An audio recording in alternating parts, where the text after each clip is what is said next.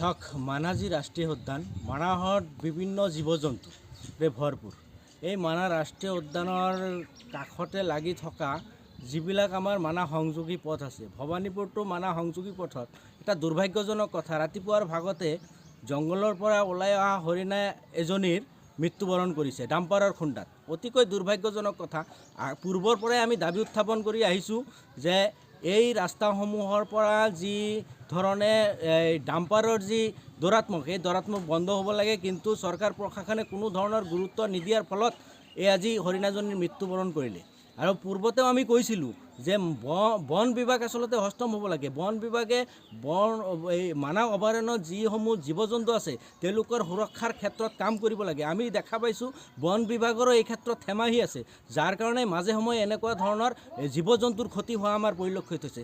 আমি চৰকাৰক দাবী উত্থাপন কৰিছোঁ, বন বিভাগক দাবী উত্থাপন কৰিছোঁ, আপোনালোকে মানাহৰ যিসমূহ জীৱ জন্তু আছে এই জীৱ জন্তুসমূহ ৰক্ষা কৰাৰ ক্ষেত্ৰত আপোনালোকে কাম কৰিব লাগে। আৰু চৰকাৰকো আহ্বান জনাইছোঁ, এই ডাম্পাৰৰ যি দুৰাত্মক, আগৰ পৰাই আমি অভিযোগ উত্থাপন কৰিছোঁ, এই ডাম্পাৰৰ দুৰাত্মক বন্ধ হ'ব লাগে। এই ডাম্পাৰৰ দুৰাত্মৰ ফলত কেতিয়াবা যদি জীৱ জন্তুৰ মৃত্যু হৈছে, কেতিয়াবা আকৌ মানুহৰ মৃত্যু হৈছে, কেতিয়াবা ছাত্ৰ ছাত্ৰীসকলৰ মৃত্যু হৈছে।